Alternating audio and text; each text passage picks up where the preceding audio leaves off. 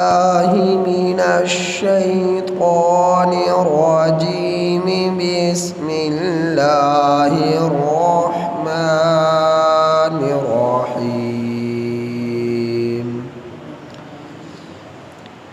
كيف يكون للمشركين عهد عند الله وعند رسوله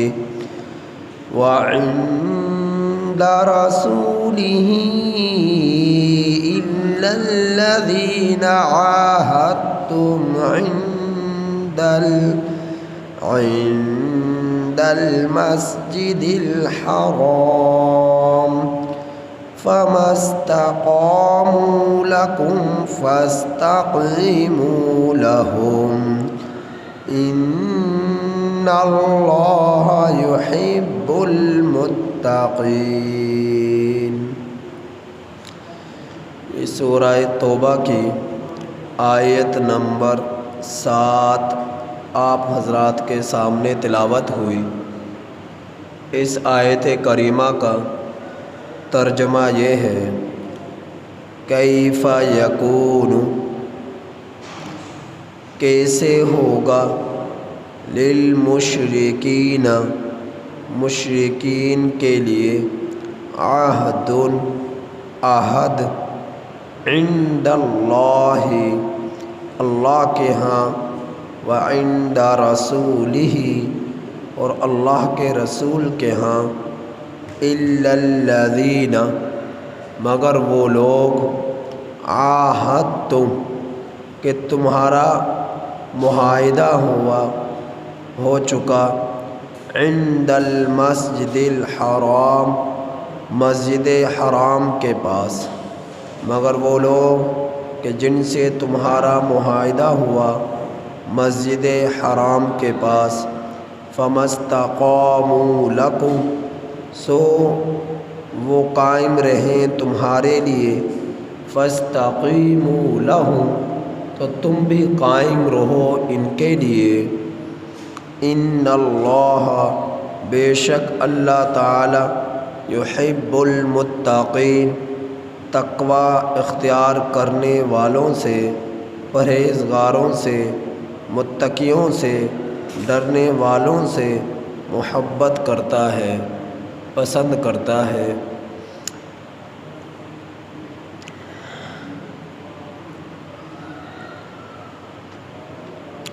سن 6 ہجری میں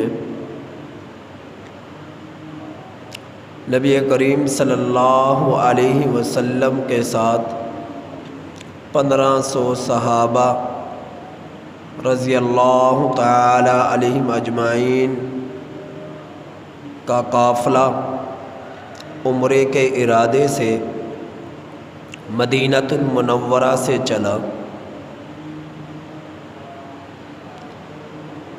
اور ذوالحلیفہ کے مقام سے، جس کو آج کل بیر علی کہا جاتا ہے، گزرتے ہوئے حدیبیہ کے مقام پر پہنچے، جس کو آج کل شمیسہ کہا جاتا ہے.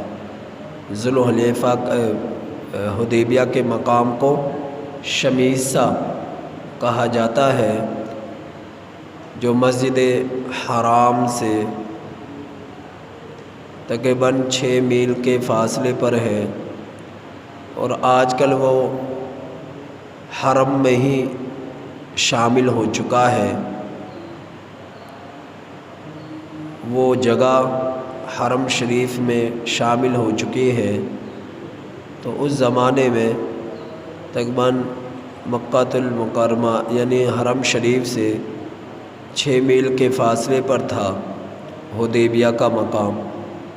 تو یہاں پر پہنچے تو نبی کریم صلی اللہ علیہ وسلم نے صحابہ رضی اللہ تعالی علیہم اجمعین کو یہاں پر ٹھہرایا، اور اپنا ایک نمائندہ بھیجا کہ مکہ، قریش مکہ سے جا کر کہیں کہ ہم لوگ لڑنے کے ارادے سے نہیں آئے، قتال کے ارادے سے نہیں آئے، ہم لوگ عمرہ کی غرض سے آئے ہیں، تو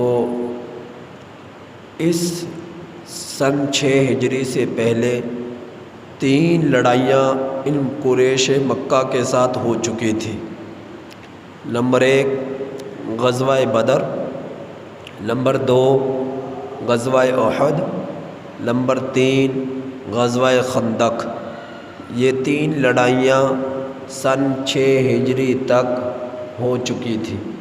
تو جس وقت نبی کریم صلی اللہ علیہ وسلم 1500 صحابہ رضی اللہ تعالی علیہم اجمعین کے ساتھ عمرہ کے غرض سے مکہ کی طرف روانہ ہوئے اور حدیبیہ کے مقام پر ٹھہرے، اب قریش مکہ نے یہ سمجھ لیا کہ یہ لڑنے کے لیے آئے ہیں، تو آپ صلی اللہ علیہ وسلم نے ایک نمائندہ بھیجا، 2 بھیجے، کہ انہیں یقین ہو جائے کہ ہم لوگ عمرے کی نیت سے ہی آئے ہیں۔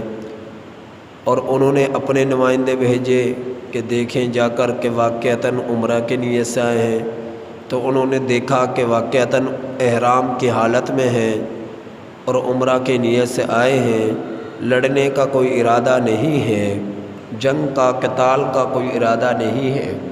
انہیں یقین بھی ہو گیا کہ واقعتاً عمرہ کی نیت سے آئے ہیں، لیکن باضد تھے، ضد اور عناد کی بنا پر انہوں نے کہا کہ اگر اب آپ لوگ عمرہ کریں گے تو اس میں ہماری بے عزتی ہے، آپ اس سال جائیں اور اگلے سال آئیں، پھر آپ عمرہ کی اجازت آپ کو مل سکتی ہے، لیکن اس مرتبہ نہیں مل سکتی۔ اب انہوں نے جان بوجھ کر عمرہ کرنے نہیں دیا۔ تو ادھر سے جس وقت نبی کریم صلی اللہ علیہ وسلم، اور پھر جب یہ بات انہوں نے کہی تو 10 سال کا معاہدہ ہوا کہ ایک دوسرے سے لڑنا نہیں، قتال کرنا نہیں، لمبی تفصیل ہے صلح حدیبیہ کی۔ تو پھر یہ بھی اس معاہدے میں ہوا کہ عرب کی سرزمین پر جو قبیلہ جس کے ساتھ ملنا چاہے وہ بھی امن میں ہوگا، اور اس کا ساتھ کوئی نہ دے گا، نہ قریش مکہ، نہ نبی کریم صلی اللہ علیہ وسلم، آپ صلی اللہ علیہ وسلم کے ساتھ باقی مسلمان کسی کا ساتھ نہ دیں گے۔ تو وہ عرب کی سرزمین پر 2 قبیلے تھے، ایک قبیلہ بنو بکر بہت مشہور قبیلہ تھا اور بہت طاقتور اور بڑا قبیلہ تھا، اور دوسرا قبیلہ تھا بنو خزاعہ۔ بنو خزاعہ یہ کمزور قبیلہ تھا، اگرچہ یہ مشرک قبیلے تھے۔ قریش مکہ کے ساتھ شامل ہو گیا بنو بکر، اور مسلمانوں کے ساتھ شامل ہو گیا بنو خزاعہ۔ اب یہ 2 قبیلے تھے، تو اب قریش مکہ کا حلیف ہوا قبیلہ بنو بکر، اور مسلمانوں کا حلیف ہوا قبیلہ بنو خزاعہ۔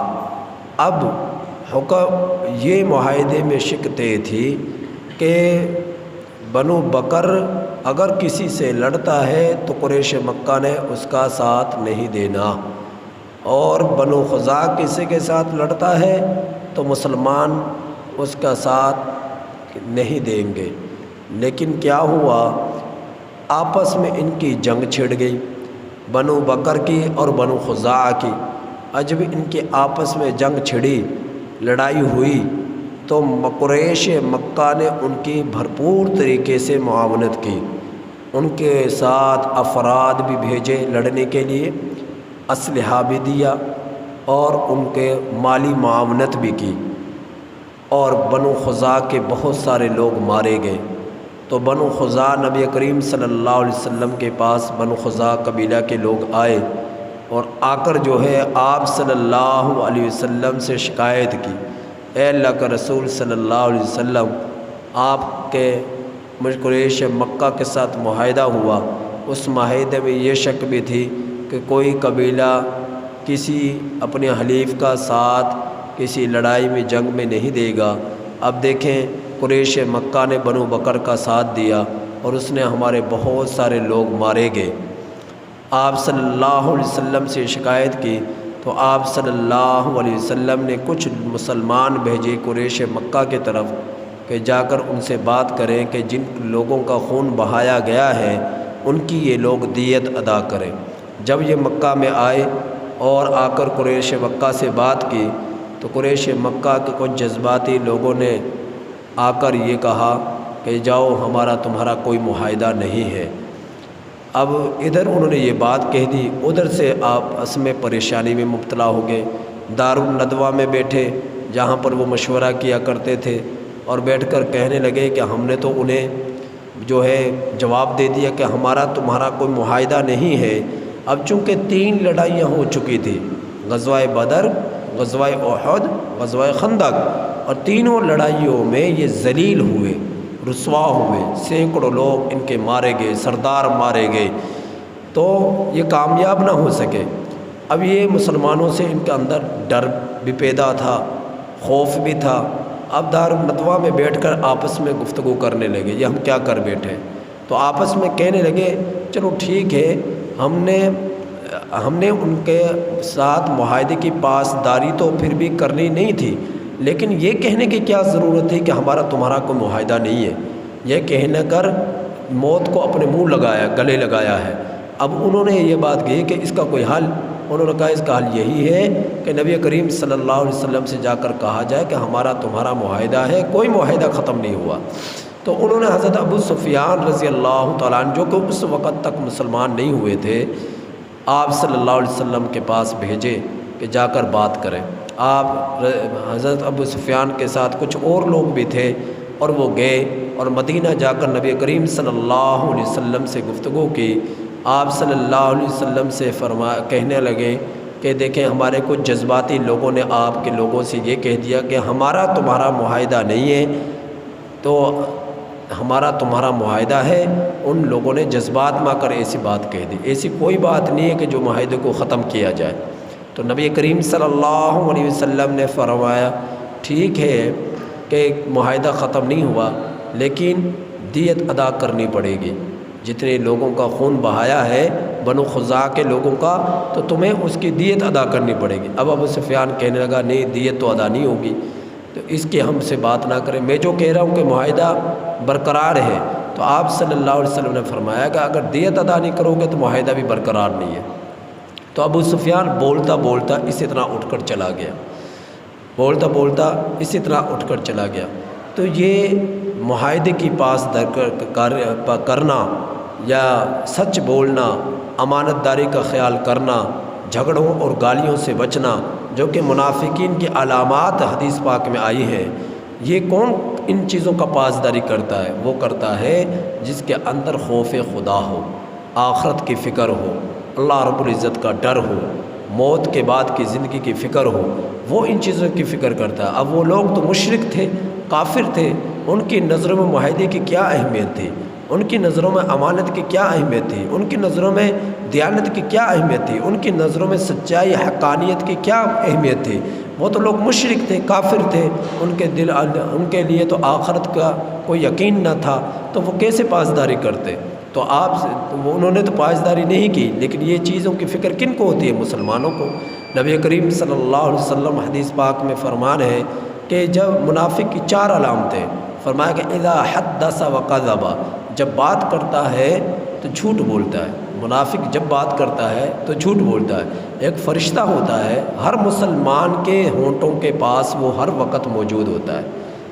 مسلمان کی تسبیحات، اذکار، ان چیزوں کو محفوظ کرنے کے لیے، لکھنے کے لیے، اس چیزوں کی حفاظت کے لیے، اعمال میں درج کرنے کے لیے، ہر مسلمان کے ہونٹوں کے پاس ایک فرشتہ ہوتا ہے۔ مجھے آپ کو نظر نہیں آتا، لیکن حدیث میں ہے، اور آپ صلی اللہ علیہ وسلم کی بات، اس سورج اگلے دن کے یقین ہونے کے طلوع ہونا، کہ سورج اگلے دن یقیناً طلوع ہوگا، اس سے بھی بڑھ کر یقین کے درجے پر نبی کی بات ہوتی ہے۔ نبی کی بات میں کوئی جھوٹ نہیں ہوتا۔ تو آپ صلی اللہ علیہ وسلم نے فرمایا کہ ہر مومن کے 2 ہونٹوں کے پاس ایک فرشتہ ہوتا ہے جو اس کے اذکار کو لکھتا ہے، اس کی تسبیحات کو لکھتے ہیں۔ آپ جب ہونٹوں کو ہلاتے ہیں، اپنے ہونٹوں سے جو کچھ بولتے ہیں وہ لکھا جاتا ہے، وہ لکھا جاتا ہے، تو فرشتہ لکھتا ہے۔ لیکن جب وہی انسان، وہ مسلمان تسبیحات کے بجائے، اذکار کے بجائے جب اس دو ہونٹوں سے جھوٹ بولتا ہے تو وہ فرشتہ اس کے منہ کی بدبو سے 1 میل دور چلا جاتا ہے، اس کے منہ کی بدبو سے 1 میل دور چلا جاتا ہے۔ اب جو ہر وقت جھوٹ میں رہتے ہیں تو ان کی حس مر جاتی ہے، انہیں بدبو نہیں آتی، یعنی ان انسانوں کو بدبو نہیں آتی۔ جس طرح کہ آپ چمڑا منڈی چلے جائیں، کتنی بدبو ہوتی ہے، جو چمڑا منڈی نہیں رہتا وہ وہاں جائے گا تو اس کے پاس وہاں ٹھہرنا مشکل ہو جائے گا، لیکن جو وہاں رہتے ہیں ان کے لیے کوئی زیادہ بڑی بات نہیں ہے، کیونکہ وہ تو عادی ہو چکے ہیں، وہاں کی بدبو ان کو کوئی متاثر نہیں کرتی، اس سے انہیں تکلیف نہیں ہوتی، کیونکہ وہیں پر رہنے کے وہ عادی ہو چکے ہیں۔ جب انسان جھوٹ بولتا ہے، جھوٹ بول بول کر وہ عادی ہو چکا ہوتا ہے کہ جس کی بنا پر منہ کی بدبو کا اسے احساس نہیں ہوتا۔ ہاں جو اجنبی شخص ہوتا ہے، کوئی آ جائے تو اسے احساس ہوتا ہے۔ تو فرشتہ منہ کی بدبو سے 1 میل دور چلا جاتا ہے جو جھوٹ بولتا ہے۔ تو جھوٹ بولنا یہ منافق کی علامات میں سے ایک علامت ہے۔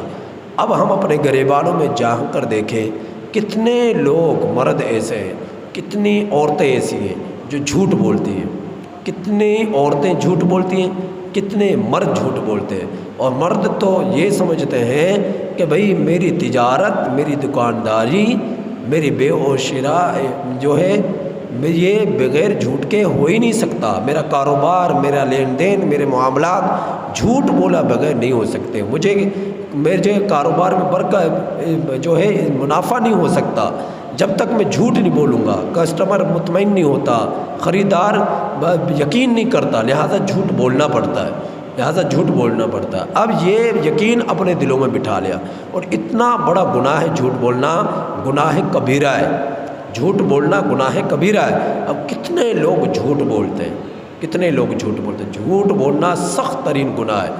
اب جو جن دن میں سینکڑوں مرتبہ جھوٹ بولتے ہیں وہ گریبان میں جھانک کر دیکھیں کہ ہمارے جھوٹ بولنے سے فرشتہ 1 میل دور چلا گیا منہ کی بدبو سے، اور جو میں دن میں سینکڑوں مرتبہ جھوٹ بول چکا ہوں تو اس سے میری منہ میں بدبو کتنی زیادہ ہوگی، میرے منہ سے بدبو کتنی زیادہ نکل رہی ہوگی، وہ ذرا گریبان میں جھانک کر دو گے۔ تو مومن کی یہ شان نہیں ہوتی کہ وہ جھوٹ بولے۔ تو دوسری علامت یہ بتلائی گئی، جب معاہدہ کیا جائے تو معاہدے کی پاسداری نہیں کرتا، معاہدے کو توڑ دیتا ہے۔